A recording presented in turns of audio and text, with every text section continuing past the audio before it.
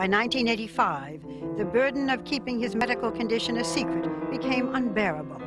So after months of agonizing, Byron Janis chose a White House luncheon to reveal his condition for the first time by becoming a spokesman for the Arthritis Foundation.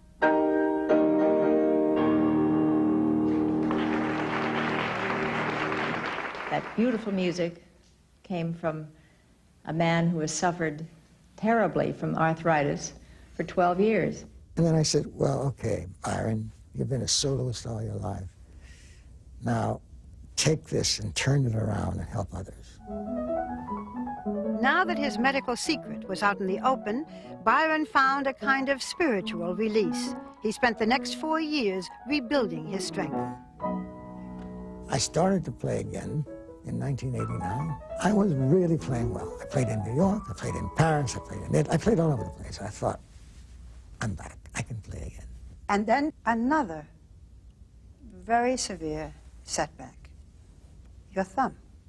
Suddenly, this thumb, the joint just went totally, just fell apart and was agony. I could not touch like that, you know, without screaming with pain.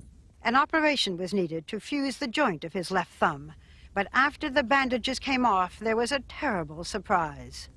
I put the two thumbs together. And may I show them to you? Yes. Look. Oh, my goodness. My word, there's a good half-inch difference. The career is over. Exactly. To me, that was it. Convinced that he would never recover from the surgery, Janis spiraled into the deepest depression of his life. He seldom left the house. He even contemplated suicide. Did you know that Byron had thoughts of suicide? Yes, he told me that. For him, music was his life. It isn't like you're losing a profession or a job. I mean, you have lost your soul because that's your whole being. And I always felt that all that music that was inside him had to come out one way or another. It was Maria who remembered that her husband had written several songs during the years when he'd been busy touring as a famous pianist, including the theme for a television special about her father, Gary Cooper. She brought the songs to the attention of a major music publisher, where they were so well received that Byron was offered the chance to write the score for a musical. I sat as a man obsessed for about 5 to 6 months. I did nothing but write music. And this musical, The Hunchback of Notre Dame, is going to be performed in a year or so. Going to be it has put on Broadway? It has producers now, and it's Broadway bound. But what is important about that was that gave me such a lift because I had another place for my creativity. If I couldn't play the piano, I could write music. As the energy of writing and rehearsing The Hunchback began to renew Byron's spirit, he was also receiving new medical help from Dr. Stephen Abramson, chief of rheumatology at Manhattan's Hospital for Joint Diseases. Byron responded very beautifully to a medicine called methotrexate, which we've used for the treatment of people who have this kind of arthritis. What did this medicine do for him? It relieved the inflammation substantially, and as the inflammation subsided, his pain subsided, and it allowed him to go back and to practice and to perform. Did that change him? Did you see the change? It changed him remarkably. He came in, his shoulders were upright, he smiled, that depression wasn't there. I thought, I have really triumphed over this disease through passion and persistence. Passion is a great part of your life. Center part. I think it should be of everybody's life.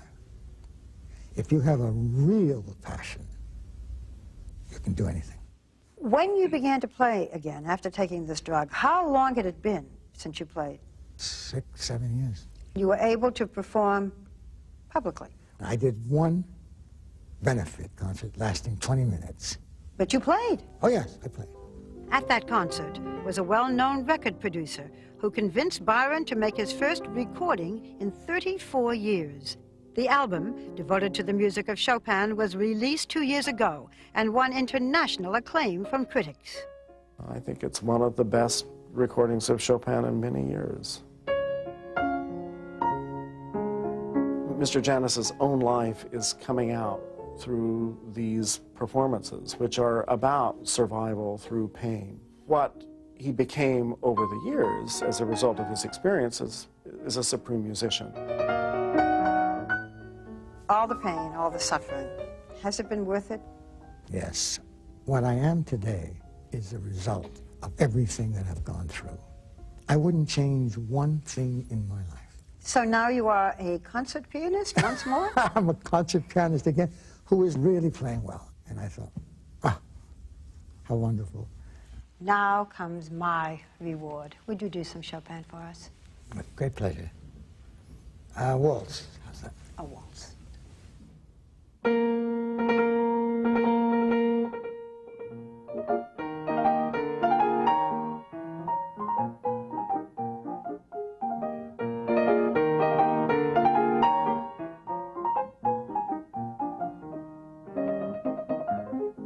When people say Byron Janis is a legendary performer, how do you feel about being called legendary? I think legends usually are gone or dead or something. Now, when a legend comes back, he has a problem.